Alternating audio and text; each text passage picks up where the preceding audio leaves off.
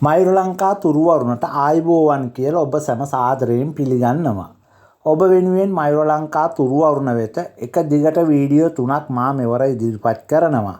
මෙම වීඩියෝ 3ෙන්ම මා කතා කරන්නේ ශ්‍රී ලංකාවේ සහ විදේශීය වෙනත් රටවල්ද ඉතාමත් ජනප්‍රිය ඖෂධීය ශාක 3ක් පිළිබඳව. මෙම ශාක 3හිම ඖෂධීය වටිනාකම් රැසක් තිබෙනවා. අපි මයුර ලංකා තුරුවරුණ සමග එකතු වී මොකද්ද මෙම ශාක 3 කියලා බලමු. තම්මේල් එක දැකපු ඔබ දැනටමත් ශාක 3 හඳුනා ගන්න ඇති කියලා මා සිතනවා. එහෙමනම් අපි මයුර ලංකා තුරුවරුණට ගොස් ශාක 3 පිළිබඳ කතා කරමු. රැඳී සිටින්න මයුර ලංකා තුරුවරුණ සමග.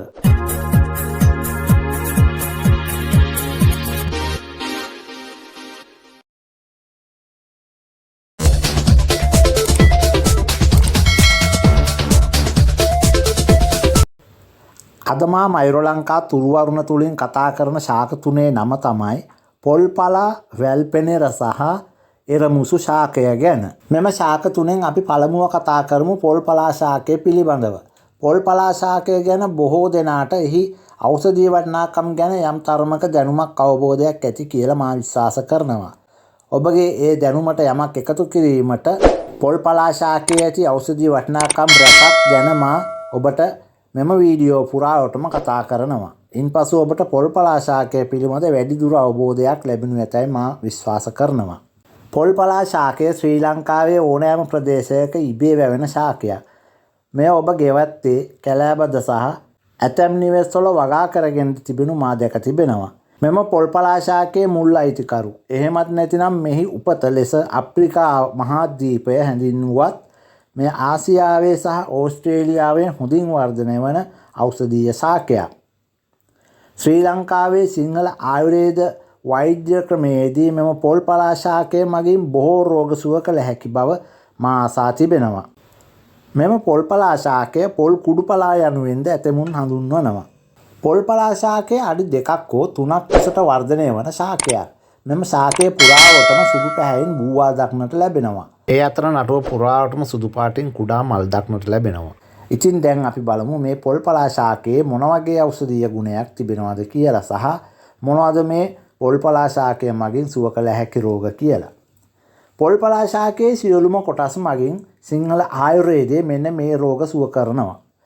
කැස්ස, ඇදුම, හෘද රෝග, පීනස, හිස රදය, අර්සස්, මුත්‍රාගල්, මුත්‍රා අඩස්සිය, මුත්‍රා දැවිල්ල, ගුල්ම රෝග, කාන්තා රෝග, පරමේග, හිසේ කැක්කුම, උගුරේ ආසාදන, අතිසාරය, පාචනය, ගොනෝරියා රෝගය, පාණ්ඩු රෝගය සහ වකුගඩු රෝගය ඇතුළු තවත් රෝග ගණනාවක් මෙම පොල්පලා ශාකය මගින් සුව කළ හැකි බව ඔබට මතක් කරන්න ඕන. ඉතින් දැනටමත් මුත්‍රා රෝග වලට මෙම පොල්පලා ශාකය තම්බා එහි වතුර ඇතැම් මිනිසුන් පානය කිරීමට හුරු වෙලා තිබෙනවා. මෙම පොල්පලා පානය මගින් ඔබගේ මුත්‍රා ආසාදන, මුත්‍රා මාර්ගයේ හටගන්නා මුත්‍රා ගල් වැනි රෝග අවම කර ගැනීමට සහ අවුරස්නය වැඩි කාලවලදී ඇඟ සිසිල තබා ගැනීම වැනි ඖෂධීය ප්‍රයෝජන සිරුරට ලබා ගන්න පුළුවන්. මෙම පොල්පලා අමුවෙන් හෝ වියලා ඔබට තේ පානයක් ලෙස පානයට ගැනීමට හැකියි. ඔබ දන්නවද මේ පොල්පලා ශාකය මගින් සර්ප විෂ පවා නැති කිරීමට හැකි බව? විශේෂයෙන්ම ගෝනුස්සන්, පැත්තෑයින් සහ කඩියන් සපා කෑමේදී ඇතිවන විෂ නැසීමට පොල්පලා කැඳ පානය කිරීම මගින් එම සර්ප විෂ නැති කිරීමට හැකියාවක් තිබෙනවා. හොඳයි, ඉතින් පොල්පලා ශාකය ගැන වැඩිදුර කතා කරනව නම් මෙය හිස රදය හැදුණු විට පොල්පලා ශාකයේ මුල් අඹරා නළලෙහි ගෑමෙන් හිස රදය මග හරවා ගැනීමටද හැකිවනවා. ඒ වගේම ඔබගේ පිපාසය සංසිඳු වීමට පොල්පලා ශාකයේ තැඹූ වතුර පානය කිරීමෙන් ඔබගේ පිපාසයද දුරු කරගන්නට පුළුවන් වෙනවා. ඉතින් ඔය වගේ පොල්පලා ශාකයේ තවත් බොහෝ ඖෂධීය ප්‍රයෝජන ඇති බව ඔබට මතක් කරන්නට ඕන. තවද පොල්පලා ශාකයේ සතුව මෙන්න මේ පෝෂණ ගුණද අඩංගු වෙනවා. එනම් සැපොනින්, ප්‍රෝටීන්, ඇල්කොලයිඩ්, ටැනින්, කාබෝහයිඩ්‍රේට්, ඇමයිනෝ අම්ලය සහ ෆ්ලේවොනොයිඩ් යන පෝෂණ ගුණයන් ඇතුළුව ප්‍රතිඔක්සිකාරක ගුණ සහිත සුග්‍රජීවී දිලීරනාශක, බැක්ටීරියා නාශක හැකියාවක්ද පොල්පලා ශාකය සතු වනවා. ඉතින් මා සිතනවා පොල්පලා ශාකය සතු ඖෂධීය ගුණ ගැන මෙම වීඩියෝ නැරඹීමෙන් පසු ඔබටත් යම් කිසි දැනුමක් ලැබෙන්නට ඇති කියලා. එහෙමනම් අපි යමු ඊළඟ වීඩියෝව හා සම්බන්ධ වෙන්න. ඊළඟට මම මයුරලංකා තුරුවරුණ තුලින් කතා කරන්නේ වැල් පෙනල ශාකය ගැන. වැල් පෙනල ශාකයත් බොහෝ දෙනා හොඳින් හඳුනන ශාකයක්. මෙම ශාකයේ ඇති ඖෂධීය වටිනාකම ගැන කතා කරන්නට අපි යමු මයුරලංකා තුරුවරුණට. රැඳී සිටින්න මයුරලංකා තුරුවරුණ සමග.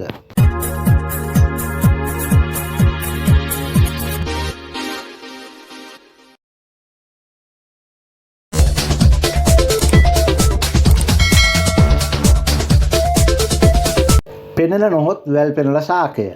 වැල් පෙනල ශාකය වනාන්තර ලදු කැලෑබද ඔබ ගෙවත්තේ ඉබේ වර්ධනය වන ශාකයක්. මෙය වැල් වශයෙන් පොළොව මත හෝ රිටි ආධාරයෙන් වර්ධනය වන ශාකයක්. සිංහල ආයුර්වේදය පවසන ආකාරයට මෙම වැල් පෙනල ශාකය තුන්දොස් සමනය කරගන්න කියාපු ඖෂධයක්. මෙම වැල් පෙනල ශාකයේ මෙන්න මේ රසායනික සංයෝග අඩංගු වනවා. සැපොනින්, ඇල්කොලයිඩ්, ග්ලූකොසයිඩ් සහ දුම්මල. වැල් පෙනල ශාකය මගින් සිංහල ආයුර්වේදයේ රෝග රාශියකට ප්‍රතිකාර කරනවා. එම ප්‍රතිකාර නම් ශුක්‍ර ධාතු වර්ධනයට, මුත්‍රා රෝග, අතිසාරය, වාත රෝග, ආමවාත, අර්සස්, පණු රෝග, සර්ප විෂ නිසා ඇතිවන උණ රෝගය මර්ධනයට, උදර වේදනාවලට, ස්නායු රෝග, කෑම අරුචිය, තරුණ පෙනුම රැක ගැනීම, ආතරයිටිස් වැනි තවත් බොහෝ රෝග රාශියකට ප්‍රතිකාර කිරීම සඳහා වැල් පෙනල ශාකයේ මුල්, කොළ, ඇට සහ පංචාංගයම උපයෝගී කරගන්නවා. ඉතින් මේ වැල් පෙනල ශාකයේ විශේෂිතම කාර්යයක් නම් පිරිමින්ගේ ශුක්‍රාණු වර්ධනය කර ගැනීමට වැල් පෙනල සම්පූර්ණ ශාකයම කසායක් සාදා එයට එඬරු තෙල් මුසු කොට බීමට දෙනු ලබනවා. තවද ශුක්‍රාණු වර්ධනයට වැල් පෙනල කොළ දළු රතු ලුණු උඹල කඩ සමසේ අරගෙන එයට එළඟි තෙල් දමා ආහාරයට ගැනීම ගුණගෙන දෙනවා. ඉතින් ඔබට කියන්න ඕන මෙම වැල් පෙනල ශාකයේ ඇටවල වාෂ්පශීලී තෙලක් අඩංගු වන බව. වැල් පෙනල ශාකය ගැන වැඩිදුර කතා කරනවා නම් වැල් පෙනල ශාකය මගින් කැඳ පානයක් සාදා ගන්නටත් හැකි වනවා. වැල් පෙනල කැඳ දැනටමත් තම නිවෙස්වල සාදා පානය කරන බව කවුරුත් දන්නා කාරණයක්. මේ මැල්ලුම් වශයෙන්ද ආහාරයට එකතු කරගන්න පුළුවන්. නමුත් මෙහි චිත්ත රසයක් ඇති නිසා බොහෝ තරුණ පරම්පරාව නම් තරක් කැමැත්තක් නැහැ. කෙසේ නමුත් කරවිලවල මෙන් මෙහි චිත්ත රසයේ තමයි ඖෂධීය ගුණ වඩාත් පිහිටලා තිබෙන්නේ යන වග ඔබට මතක් කරමින් මෙම වීඩියෝවෙන් මා සමුගන්නවා. අපි ඊළඟ වීඩියෝව හා සම්බන්ධ වෙමු.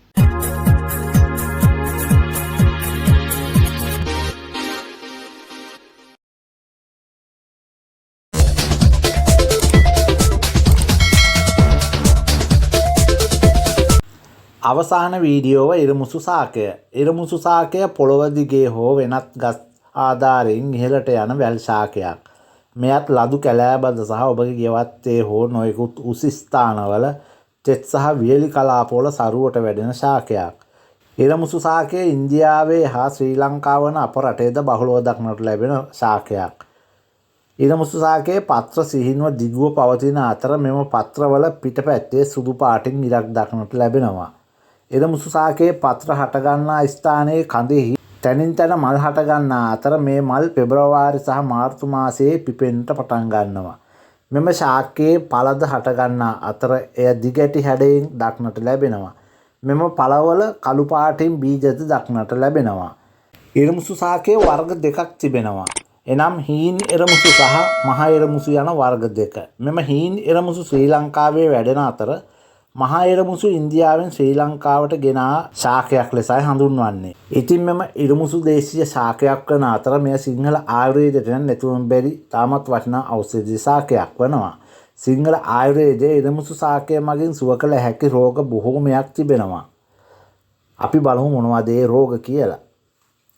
අතිසාරය, ඇදුම, මුත්‍රා රෝග, තුවාල, වාතාමාරු, බරවා, සිරුරේ දැවිල්ල, සෙම්ගෙඩි, පණු රෝග, මුත්‍රා ගල්, ස්ත්‍රී පුරුෂ වඳභාවය, සර්ප විෂ, කුෂ්ඨ රෝග, මව්කිරි වර්ධනය කර ගැනීමට, කෑම අරුචිය, විදුලි මස් දියවීම, හුස්ම ගැනීමේ අපහසුතා, සන්ධි වේදනා, උදරාබාධ, අර්සස්, ඇදුම, නිින්ද නොයෑම, හිසකේ ගැලවී යෑම වැනි තවත් බොහෝ රෝග සුව කිරීම සඳහා මෙම එරමුසු සාගයේ පංචාංගයම ප්‍රයෝජනයට ගන්නවා. මෙම එරමුසු සාකය මගින් නිපද වූ නොයෙකුත් ඖෂධ වර්ග සිංහල ආයුර්වේදයේ ඔසුසල්වල දැනටමත් අලෙවි කිරීම සඳහා තිබෙනවා. එරමුසු සාකය හාතවාරිය, බැබිල, පොල්පලා වැනි ශාක වර්ග වගේම තේ පානයක් ලෙස භාවිතයට ගන්න පුළුවන්. එරමුසු තේ නමින් වෙළඳපොලේ තේ වර්ගද තිබෙනවා මා දැක තිබෙනවා. විශේෂයෙන්ම ඔබගේ පිපාසය සංසිඳු වීමට මෙම පාන වර්ග ඉතාමත් ප්‍රයෝජනයක් වෙනවා. එමගින් ඔබගේ ශරීරයට ඉතාමත් වටිනා ඖෂධීය වාසි ලබා ගන්න පුළුවන්. එරමුසු සාකයේ ඖෂධීය ගුණ තව බොහෝමයක් තියෙනවා. එනම් ඔබගේ සිරුරේ දැවිල්ල ඇති අවස්ථාවල එරමුසු සාකයේ මුල් තම්බා පානයට ගන්න පුළුවන්. ඒ වගේම මෙම එරමුසු සාකය කැඳ පානයක් ලෙසද ඔබට ප්‍රයෝජනයට ගත හැකියි. තවද ඔබගේ මුඛයේ හටගන්නා මුඛ රෝග වලට ඉරමුසු සාකය තම්බා එම වතුරෙන් මුඛය සේදීමෙන් මුඛ රෝග සුව කළ ගත හැකි බව ඔබට මතක් කරන්නට ඕන.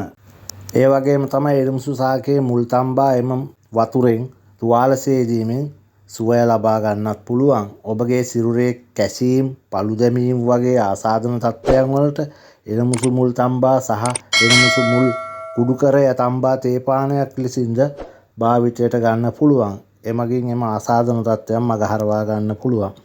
තවත් විශේෂිත කාරණයක් නම් ඔබගේ මුහුණේ අවපැහැයම් මගහරවා ගැනීමට එරමුසු කොළ කොටා මුහුණේ ආලේප කර විනාඩි 20කින් පමණ මුහුණ සෝදා දැමීමෙන් මුහුණ පැහැපත් කර ගැනීමටත් අවස්ථාව තියෙනවා. එක දිගට දින කිහිපයක් කළ යුතුයි, වෙනස ඔබට වැටහේවි. ඉතින් මෙවැනි ඖෂධීය ප්‍රයෝජන තවත් රාශියක් ඉරමුසු සාකය මගින් ගත හැකි බව ඔබට කියන්නට ඕන. මෙම සියලුම රෝග සඳහා ප්‍රතිකාර සිංහල ආයුර්වේදයේ දැනටමත් රෝගීන් වෙනුවෙන් කරන බව ඔබ නොදන්නවාම නොවේ.